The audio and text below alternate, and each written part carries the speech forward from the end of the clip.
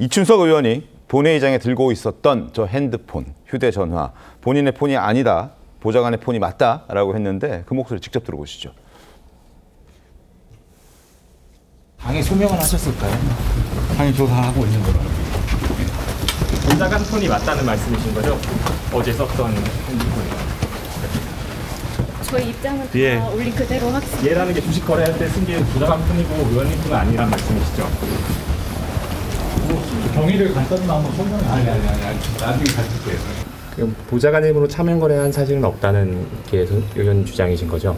아니 차명 거래라는 게 휴대전화는 왜 그걸 가지고 있었던 거세요? 그러면? 본인께 알려주시면 그러면 그 자체가 또 논란이 되니까 제가 관계를 했습니다.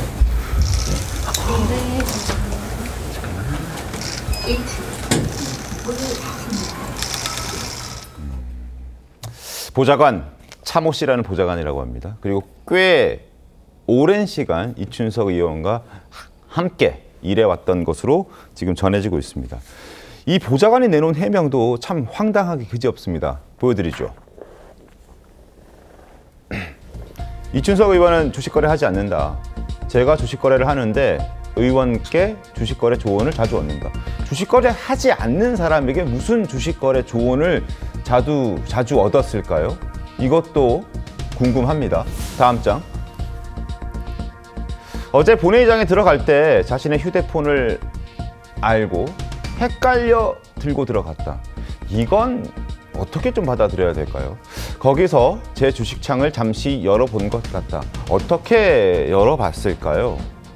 정말 자신의 휴대전화가 아닌 보좌관의 휴대전화를 헷갈려서 가져갔을까요? 아니면은 자신의 휴대전화를 가져갔는데 그때 거래하는 사람을 본인이 아닌 다른 사람으로 등록을 했을까요? 여러 가지 의혹들이 뒤따를 수밖에 없습니다. 임재 변호사님 어떻게 좀 보셨습니까?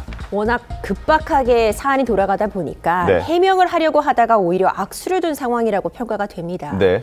우리가 주식거래창 접속하는 그 과정을 생각해 보면요. 그런 금융 관련 어플리케이션을 설치하려면 일단 휴대전화의 잠금 기능을 필수적으로 요청하는 경우가 대부분입니다. 네. 그럼 요즘은 뭐 얼굴 인식 기능이나 뭐 지문 인식 기능도 있는데 또 100번 양보해서 패턴 기능으로 잠금 설정을 해놨다고 또 가정을 해볼게요. 네.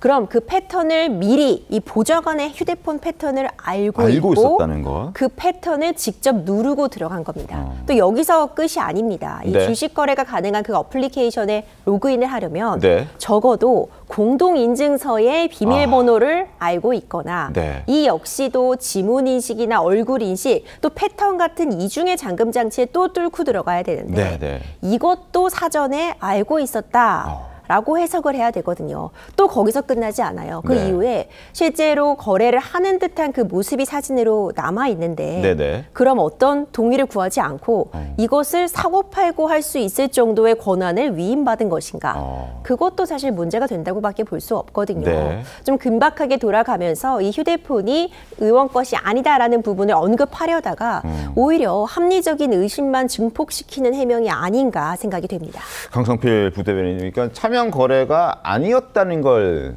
강조하고 해명하려다가 더 말이 꼬여버린 것 아니냐.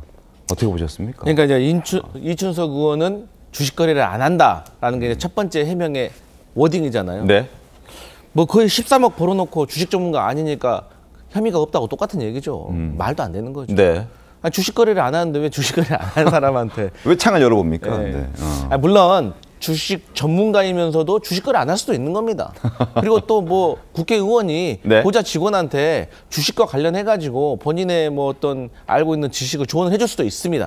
그런데 지금의 상황에서는 그게 조금 이제 앞뒤가 맞지 않는 것이죠. 네. 그러니까 뭐 제가 국회에서도 오래 보좌관으로 근무를 했습니다만 사실 보좌관이 국회의원의 휴대폰의 비밀번호를 아는 경우는 많아요. 그런 경우는 네. 왜냐면 반대로. 왜냐면 사실 이제 지금이야 스마트폰이 많이 이제 대중화가 됐지만 처음 나왔을 때는 사실 휴대폰에서 메일을 보내는 거나 네. 뭐 사진을 전송하거나 이걸 잘 못하시는 분도 있었어요. 그리고 휴대폰으로 뭐 은행 업무를 보는 것도 익숙지 않은 의원들이 있었어요. 네. 그래서 이것들을 보좌 직원들이 대신 비밀번호 알아가지고 해주는 경우가 많았습니다. 과거에는. 네. 그러다 보니까 사실 국회의원 휴대폰에 비밀번호 안 걸어진 사람도 많았어요. 자주 그런 경우가 있으니까. 네. 그런데 반대로 국회의원이 보좌관의 비밀번호를 안다. 이건 좀 상식적으로 맞지가 않은 거죠. 국회의원이 대신 보좌관의 뭐 업무를 처리해 주는 건 아니잖아요. 그러니까요. 그렇기 때문에 사실 저는 저 보좌관이 네. 갑작스럽게 일이 터지다 보니까 이제 당황을 해서 일단 본인의 의원은 조금 보호하고자 싶은 마음이 있었던 것 같아요. 그런데 제일 좋은 거는 네. 사실 사건이 벌어지면 일단 차분하게 대응할 수 있도록 차분하게 설명하겠다라고 네. 하고 나서 상황을 판단을 해서 해명을 하는 것이고, 해명은 사실대로 다 말하는 게 가장 빠른 겁니다. 정확하고. 그런데 이런 부분에 있어서 많이 아쉽습니다. 지금 여러 패널 분들의 얘기를 종합해 보면, 그러니까 보좌관의 휴대전화를 가지고 가서 이 창을 열어봤다기보다는, 왜냐하면 그건 여러 경로로 따졌을 때도 너무 보안상에 납득이 안 되는 부분들도 상당히 많고요. 그래서 이춘석 의원의 휴대전화의 가능성이 높아 보인다는 어떤 생각이 좀 듭니다. 여러 패널들의 종합적인 의견을 봤을 때. 그리고 그 휴대전화에 등록이 되어 있던 그 계좌의 명의는 본인이 아니라 다른 사람의 명의를 넣은 것 아닌가 충분히 의심할 수 있는 그런 상황이고, 조금 뒤에 저희가 말씀드리겠습니다만 이 종목들을 봐도 이춘석 의원이 해당 종목을 갖고 있으면 이해 충돌의 소지가 발생할 수도 있는 그런 종목들이어서 자신의 명의가 아닌 보좌진의 명의를 차명으로 주식을 보유하고 거래했을 가능성을 배제할 수 없다. 여기까지 지금 저희가 이야기할 수 있는 부분입니다. 국민의힘 송원석 원내대표 역시 납득이 가는 해명이냐, 오히려 취재진에게 반문하기도 했습니다. 목소리 확인하시죠. 도저히 용납할 수 없습니다. 이춘석 법사위원장은 즉각 법사위원장직에서 사퇴하기 바랍니다. 이춘석 위원장 측은 보좌관 휴대전화를 착각해서 들고 갔다가 주식창을 열어본 거다, 이렇게 해명을 했는데 좀 어떻게 들으셨을까요? 기자분은 그 해명이 납득이 되십니까? 시청자 여러분은 해명이 납득이 되십니까? 내 휴대전화가 아닌데 들고 들어가서 주식창을 열어봤다라는 부분, 주식 거래도 하지 않는 사람이 납득이 되십니까? 그리고 만약에 백반양보에서 이춘석 의원의 해명, 보좌관의 해명대로 이게 차명 거래가 아니라면 어떤 일이 벌어질까요? 한동훈 전 대표는 이렇게 얘기를 하고 있습니다. 화면 함께 보시죠. 한동훈 전 대표, 부하 직원 폰을 가져다가 마음대로 부하 직원 주식을 팔았다면, 사고 팔고 했다면 이건 횡령이고 갑질이고 거의 스토킹이다 라는 표현까지 등장합니다. 아니 근데 지금 그 갑질이고 뭐 횡령이고 그게 지금 상황은 이미 드러난 상황에서 맞지 않는 것 같아요. 왜냐하면 저거는 보좌관이 네. 문제를 삼았을 때이죠. 내 걸 몰래 가져갔다. 네. 근데 이렇게 지금 진술하는 게 아니잖아요. 지금 그 보좌관은 뭐 착오였다. 뭐 이런 식으로 나오고 있잖아요. 자기 네, 핸드폰을 착오였다. 네, 의원이 뭐 착오로 가져갔다 지금 이렇게 진술하고 있기 때문에 제가 볼 때는 이제 그 문제는 넘어섰고 네. 보좌관과 저 국회의원이 둘이서 공모해서 너의 그 명의로 내가 이 거래를 좀 증권 거래를 할게, 주식을 사고 팔게, 뭐 이건 다시 이제 합의된 거라고 보여지잖아요. 그러니까 그 문제는 더 이상 언급할 필요는 없을 것 같아요. 그러면 차명 거래로 이제 들어가니까, 네. 예, 이제 거기에 대해서 과연 이 사람을 어떻게 다룰 것이냐, 이 이춘석 의원이라는 사람을, 네. 저는 그 문제가 이제 핵심이라고 보여지는데. 네.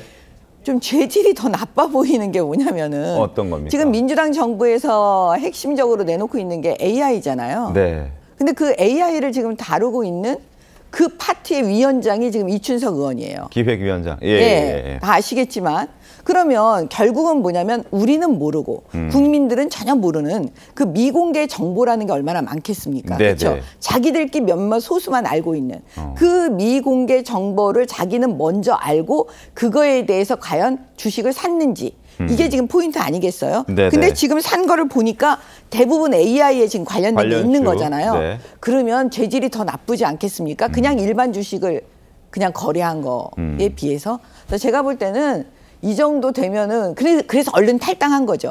이게 조사가 들어가면 안 되니까 얼른 탈당을 해서 좀 피해 보려고 하지만 피해지겠습니까? 결국 검찰 수사가 뭐 돼가지고 글쎄요, 이 민주당이 이제 우리 당 의원 아니니까 우리는 상관없다 분명히 이렇게 나올 거예요. 그 다음에 뭐 제명, 국회의원직 제명 당연히 사실 스스로 내려놔야죠. 국회의원 사퇴를 해야 되는데 그렇게 한 국회의원들이 없기 때문에 그냥 버티겠죠. 이게 슬픈 일입니다. 알겠습니다. 자, 국민의힘에서는 이런 주장도 나왔습니다. 직접 들어보시죠. 보좌진은 무슨 죄입니까? 강선우 시즌2 갑질 피해 보좌관의 양심 선언이 곧바로 이어질 중대한 갑질 사건이 될 것입니다.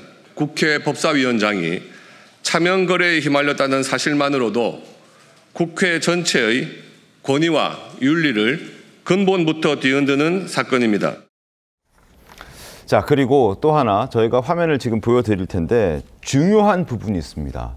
그 스마트폰 거래 화면을 보면 신용이라고 표시가 되어 있는데요. 이 신용이라는 표시가 무엇이냐면 왼쪽에 저희가 빨간색으로 네모를 표시해 놨는데 이게 자신의 돈으로 한 게 아니라 보좌관 계좌를 활용해서 대출을 일으켜서 주식 투자를 했다는 걸 보여주는 게 바로 저 신용이라는 겁니다. 그러니까 만약에 차명 거래가 아니라고 본인 주장하니까 보좌관이 명의로 있는 저 계좌를 자기가 이용하면서 신용이라는 저 돈을 대출을 일으켜서 거래까지 했다면 보좌관의 신용까지 깎아먹으면서 의원이 자기 돈처럼 저 돈을 썼다라고 해석이 충분히 가능한 거거든요. 윤주님이 어떻게 보셨습니까? 그러니까 이거는 더더욱 정말 재질이 점점 안 좋아지는 것 같은데요. 네.